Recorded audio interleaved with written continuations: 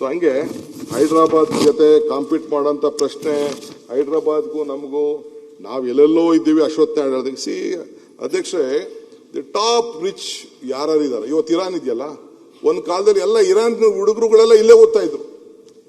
Iran students ಇಷ್ಟು, I think Suresh Kumar ಗೊತ್ತಿದೆ, Iran ಹೆಚ್ಚು ಕಮ್ಮಿ ಒಂದೊಂದು ಇರಾನಿ ಸ್ಟೂಡೆಂಟ್ಸ್ 500,000 ಜನ ಇಲ್ಲಿ ಬಂದು ರಾಮಯ್ಯ ಕಾಲೇಜು, ಬೇರೆ ಕಾಲೇಜು, ಈಗ ನಮ್ಮ JSW ಮಹೇಂದ್ರ ಅವರೆಲ್ಲ ಹುಡುಗರುಗಳೆಲ್ಲ ಅವರೆಲ್ಲ ಮಕ್ಕಳುಗಳನ್ನೆಲ್ಲ ಬೆಂಗಳೂರಿಗೆ ಇಂಜಿನಿಯರಿಂಗ್ ಕಾಲೇಜ್ ಓದ್ತಾ ಇದ್ರು. ರಾಮಯ್ಯ ಕಾಲೇಜಲ್ಲಿ ನಮ್ಮ ಜಿಂದಾಲ್ ಇವತ್ತು ಏನು ದೊಡ್ಡ ಫ್ಯಾಕ್ಟರಿ ಇದೆ, ದೇ ಸ್ಟಡಿಡ್ ಇಯರ್ 2 ವಾರ. ಇಲ್ಲಿ 250 ಇಂಜಿನಿಯರಿಂಗ್ ಕಾಲೇಜಸ್ ಇದೆ, 70 ಮೆಡಿಕಲ್ ಕಾಲೇಜ್.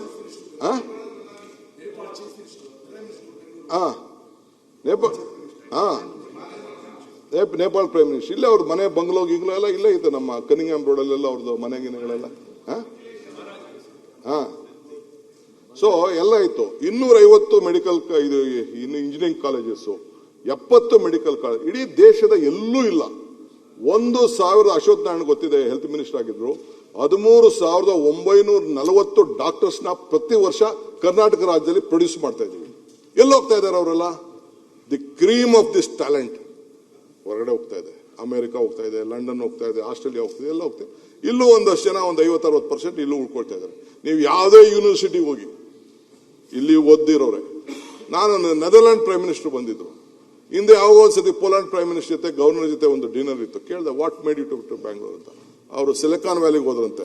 ಸಿಲಿಕಾನ್ ವ್ಯಾಲಿಗೆ ಹೋದಾಗ ಅಲ್ಲಿ ನೋಡಿದ್ರಂತೆ, ಎಲ್ಲ ನೋಡ್ಕೊಂಡು ಬಂದ್ರೆ ಕೊನೆಗೆ ಅವ್ರ ಟೀಮ್ನೆಲ್ಲ ಬಿಟ್ರಂತೆ. ಕೊನೆಗೆ 2ನೇ ದಿನಕ್ಕೆ 3ನೇ ದಿನಕ್ಕೆ ನೋಡಿದ್ರೆ 3ರಲ್ಲಿ 2 ಎಲ್ಲಿಯವರು ಅಂದ್ರೆ ಬೆಂಗಳೂರು ಅಂತ. ಸೊ ಯಾಕೆ ಅಲ್ಲಿ ಮಾಡೋದು ಅಂದ್ಬಿಟ್ಟು ಬಂದು ಇಲ್ಲಿ ವಿಪ್ರೋತವು, ಇನ್ಫೋಸಿಸ್ ಜೊತೆ, ಬೇರೆ ಜೊತೆ ಎಲ್ಲ ಬಂದು ಇಲ್ಲೇ ಬಿಸ್ನೆಸ್ ಮಾಡಿ ನಮಗೆ 40% ದುಡ್ಡು ಉಳಿತು ಅಂತ ಅವರು ಪ್ರೈಮ್ ಮಿನಿಸ್ಟರ್ ಹೇಳ್ತಾರೆ. ಹಂಗೆ ಇಲ್ಲಿ ನಮ್ಮ ಮಕ್ಕಳು, they are very capable, very talented. ಅವ್ರು ಹೇಳ್ದಂಗೆ ಅವತ್ತಿನ ಕಾಲದಲ್ಲಿ ಇನ್ಕ್ಲೂಡಿಂಗ್ ಈಗ ಮೊನ್ನೆ ಜಡ್ಜಸ್ ಎಲ್ಲ ಇಲ್ಲಿಗೆ ಬಂದಿದ್ರು. ನ್ಯಾಷನಲ್ ಲಾ ಸ್ಕೂಲ್ ಇಲ್ಲೇ ಫಸ್ಟ್ ನ್ಯಾಷನಲ್ ಲಾ ಸ್ಕೂಲ್ ಆಯ್ತು. ಇಸ್ರೋ ಯಾಕೆ ಇಲ್ಲೇ ಆಯ್ತು? ಇಲ್ಲೇ ನಿಮಾನ್ಸ್ ಯಾಕಾಯ್ತು? ಇಲ್ಲೇ HMT ಯಾಕಾಯ್ತು? ಇಲ್ಲೇ ITI ಯಾಕಾಯ್ತು? ಬೇರೆಲ್ಲೂ ಒಂದೊಂದು ಪಾರ್ಟಿ ಇತ್ತು. ಬಟ್ ಇಲ್ಲಿ ಆವತ್ತಿನ ಕಾಲದಲ್ಲಿ ನಮ್ಮ ದಿನೇಶ್ ಅವರು ಹೇಳ್ದಂಗೆ the basic foundation of industrial revolution POCs ನಡೆದಿದ್ದು ಇಲ್ಲಿ. ಸೊ ಅದರಿಂದ ಇವತ್ತು ಬೆಂಗಳೂರು ಎಲ್ಲ ಬೆಳ್ಕೊಂಡು ಬಂದಿದೆ. ಇದನ್ನ ನಾವು ಕಾಪಾಡ್ಕೊಂಡು ಹೋಗ್ಬೇಕು ಅನ್ನೋದು ನನ್ನ ಆಸೆ ಅಷ್ಟೇ. ಇದನ್ನ ಏನಾದ್ರು ಮಾಡಿ ನಾವು ಕಾಪಾಡ್ಕೊಂಡು ಹೋಗ್ಬೇಕು ಅಂತ.